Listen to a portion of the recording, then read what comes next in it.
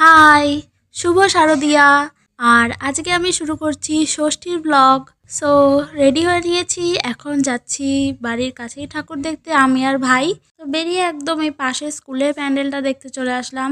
আমাদের এখানে খুব ছোট ছোট প্যান্ডেলই হয়, আর এটা ছিল এর দুর্গা প্রতিমা। তারপরে চলে এসেছিলাম রঙ্গমঞ্চের এই প্যান্ডেলটাতে। এই প্যান্ডেলটা আমার ছোটোর মধ্যে ভালোই লেগেছে, আর এইটা ছিল এর দুর্গা প্রতিমা। তারপরে আরেকটু দূরে আমরা চলে আসি এই প্যান্ডেলটাতে।